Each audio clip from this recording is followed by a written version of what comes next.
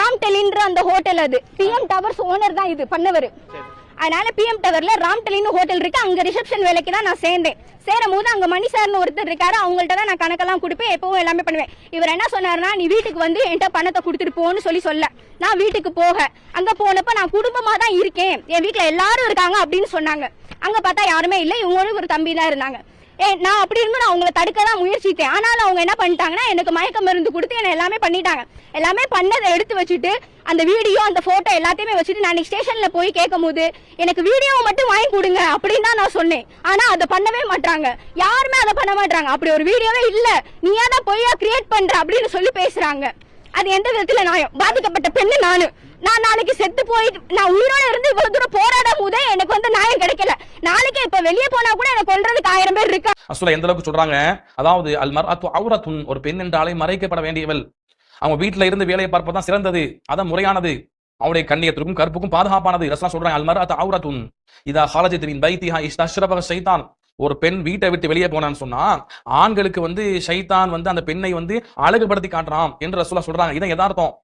நம்ம வேலைக்கு போறோம், நம்ம வயசுல கூட உள்ளவரு, கல்யாணம் முடிச்சவரு, அவர்கிட்ட பழகி பேசலாம் பழகலாம், அண்ணனா இருக்கிறாரு, அண்ணனா நினைத்து பழகுவோம். ஆனா அவன் அப்படி நினைக்க மாட்டான், தவறாத்தான் நம்மளை கருதுவான். ஷைத்தான் வந்து மூணாவது இருந்து தேவையில்லாத குழப்பத்தை, தேவையில்லாத சிந்தனையை போடுவான். எத்தனை பேரை பார்த்திருக்கோமா இல்லையா? கல்யாணம் முடிச்சு குழந்தை பெற்று வாழக்கூடிய ஆண்கள் இப்படி வேலைக்கு போகும்போது தனியாக அந்நிய பெண்ணோடு பேச்சுவார்த்தை ஏற்பட்டு அது காதலாக மாறி காமமாக மாறி அந்த பெண்ணை முதல் மனைவி விட்டு போட்டு குழந்தை குட்டியை விட்டு போட்டு தவிக்க விட்டு போட்டு சென்ற காட்சியெல்லாம் பார்த்திருக்கிறோம். அப்ப இதுக்கெல்லாம் காரணம் என்ன? பெண்கள் தங்களுடைய வரையறை மீறி, மார்க்கத்தினுடைய வரையறை மீறி பெண்கள் வந்து வேலைக்கு செல்வதான் இது முக்கியமான காரணமா இருக்கிறது. ஆண்கள் தரப்புல தவறு இருக்கிறது, மாற்றுக்கிறது இல்ல. அதற்கான காரணத்தை நம்ம ஏற்படுத்தி கொடுக்குறோம், சூழலை ஏற்படுத்தி கொடுக்குறோமா இல்லையா?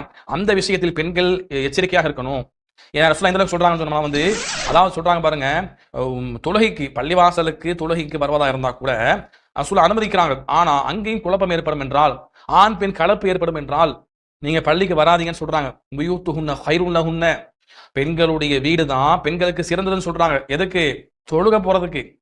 ஆண்கள்கிட்ட பேசுவதற்கோ ஆண்கள்கிட்ட பழகுவதற்கோ வாய்ப்பில்லாத இடம் தான் பள்ளிவாசல்.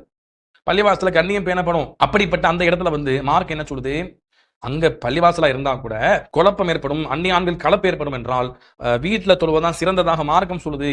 ஆயிஷா ரலியல்லாஹு சொல்றாங்க, ரசூலுல்லாஹ் ஸல்லல்லாஹு அலைஹி வஸல்லம் காலத்துல பெண்கள் பள்ளிக்கு வந்துட்டு இருந்தாங்க.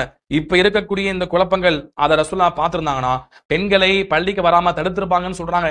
அப்ப குழப்பங்கள் வரும், பித்னா வரும், அதற்கு வாய்ப்பு இருக்குன்னா நாம் தான் எச்சரிக்கையாக இருக்கணும். எனவே வந்து நம்முடைய கற்பு, நம்முடைய கண்ணியம் பாதுகாக்கப்படணும்னா நாம் எச்சரிக்கையாக மார்க்கத்தை பேணி நம்ம வந்து வெளியே செல்லணும்.